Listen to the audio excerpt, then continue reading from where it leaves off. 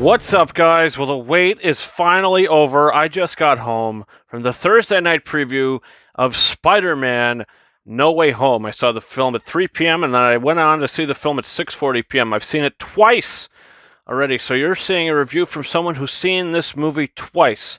And after seeing it for the first time, I knew that the second time was just going to be so much better because you knew what was coming and you knew what was going to happen, and you look out for certain things. You try to listen to certain lines better that you haven't heard the last time.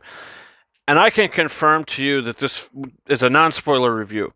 And I can also confirm to you that the hype is absolutely real. Tom Holland gives his best performance as Spider-Man, and maybe his best performance in any film. He is so emotionally driven in this film. There is so much range to his performance, to the happiness, to the joy, to the sadness, to the fear. All of it is brought to the forefront here, and he is fantastic in this movie. The basic plot I can give you guys that has been revealed in the trailers is that Spider-Man is in trouble. Everyone knows that he's Spider-Man thanks to Mysterio, and everybody thinks that Spider-Man killed Mysterio, so now his final hope is Doctor Strange, and he goes to Doctor Strange in hope that he can cast a spell that the world will forget that Peter Parker is Spider-Man.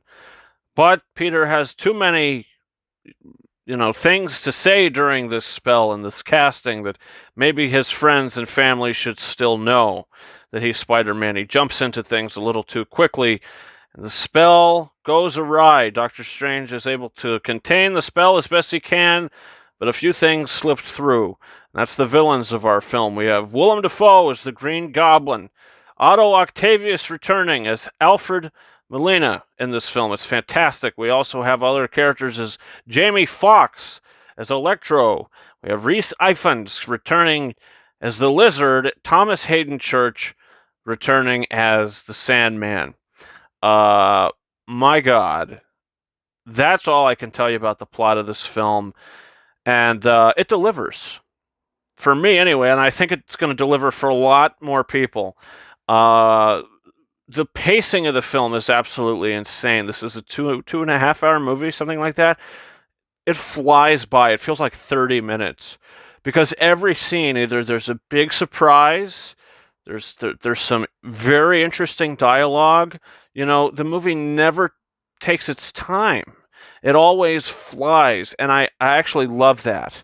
I think that the pacing of this movie was fantastic, and when it does take its time, the scenes don't even feel short. It always just flies by. It's absolutely incredible how quick this movie goes in the best way possible because you're so immersed and you're in love with everything that you're seeing on the screen. I mean, these actors are fantastic. If we're going to talk about the performances of the villains here, Jamie Foxx is given a little more to do as Electro here, and I actually really enjoyed his character more than I did in The Amazing Spider-Man 2. Alfred Molina continues to prove that he's one of, if not my favorite, superhero villains of any film. When we see him as Otto Octavius in this film, he totally brings it, and he brings so many dimensions and so much more to the character that we're able to see him evolve in this film, and it's fantastic. Also, the same goes for Willem Dafoe, who almost steals the movie whenever he's in it, and just that laugh, that goblin laugh, it's something that you hear and it sends chills down your spine, but you want to play it over and over again. You never want to stop listening to it because it's so damn good, and he is so good in this film. Willem Dafoe is another one of the best comic book villains ever put to screen. From the performance alone, it's something special, and everybody else is good in the movie too. And I'm not going to dive too much into it because, hey, I want you guys to be surprised. There's things in this movie that you're going to see, and it's going to blow your mind. If you asked me 5 years ago if I ever thought that I would be seeing some of the things we saw in this movie, I would have said, hell no. How would that even happen? There's like no chance. One thing leads to another, and there's a chance. And I was in so much glee and happiness throughout this, and it was just the crowd went crazy at least 5 or 6 times. Like, I haven't had an experience in a theater like this that many times. I mean, I would say this, uh, Avengers Endgame, Infinity War, and maybe some of the other Marvel films, but the crowd went bonkers during this. They went bonkers during Star Wars: The Force Awakens, and particularly Avengers Endgame. So I don't know. I mean, this theater experience, and I saw it twice, and the crowd went nuts the first time. They went even crazier the second time. It was insane. And boy, did I join! I was clapping, I was cheering, I was tearing, I was doing all sorts of things. But a lot of reviews don't touch on Michael Giacchino's music, and I don't really think it's spoiling anything to say we hear some things again in this film. I mean, we have returning villains, so you would hope to God you'd hear Alfred Molina's theme, Doc Ock's theme, and it's not in it a lot, but when it is, it's prominent. You hear the ba-da, ba-da. His theme is fantastic, and I'm so happy that Danny Elfman's in. I don't think that's a spoiler. I think that is a thing that you could be a piece to listen to, because if you watch this movie only once in a theater, uh, to hear that music, it's like, oh, that's what that is. It's fantastic, but.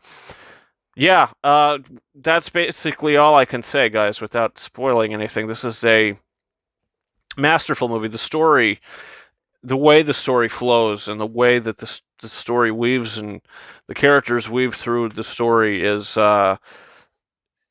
it's masterfully done. This is, masterful storytelling for a comic book film. Maybe even more so than Avengers Infinity War and Endgame. This might be my favorite MCU movie. The depth of this, the humor, it all worked so well. I mean, this feels like an MCU movie. At the same time, it does feel like a Spider-Man movie. This totally feels like, for the first time in the MCU, that this is a straightforward Spider-Man film, and what he's dealing with, and the emotions here. It all felt so earned, and by the end of the film, you just can't wait to see where it could go. I think the opportunities are endless for what the possibilities are endless for what could happen here. So yeah, look, I'm raving about this movie because, yeah, the hype's real. It's fantastic. It's incredible, and I'm not just fanboying. Look, I've seen it twice. And the second film, I went in, okay, I know what I'm going to get myself into. Maybe I can pick a few things that maybe don't work that well. And yeah, I couldn't find a single thing. All of it, I said, okay, if you're going to do that, and that's the way you're handling it, I mean, how else would you do it? I mean, this is the way that it would be done. It almost felt like this movie was made for me. It's insane. It's made for a lot of us because we all have the same love for some of this stuff. So, man, this is a movie I would cherish forever, because I'm so happy that it exists. I'm happy this movie exists. And that's all I'll say. It's a 5 out of 5 star movie for me. I can't get enough. I'm going to see it again tomorrow night. I'm going to see it again Saturday. So that's 4 times in 3 days. I can't get enough of this film. Guys, comment your thoughts. Do you plan on seeing the movie? Have you seen it already? No spoilers. No spoilers down in the comment section. But hey, you could definitely give your positive or negative thoughts on the film. And also, guys, don't forget to hit that subscribe button. I am planning on doing a spoiler video maybe on Sunday. Give you guys a couple days and give a lot of you an opportunity to see the film if you plan on doing that. So we'll talk about some stuff in depth. You're gonna want to come over for that one, because, man, is there a lot to talk about. I cannot wait to just talk and talk and talk about this. But all right, guys, yeah, that's about it for me. Thank you so much. You could also follow me on Twitter and Instagram. More on those in the description of this video. And guys, that's about it for me. Thank you so much for watching my non-spoiler review for Spider-Man No Way Home. And until next time, over and out.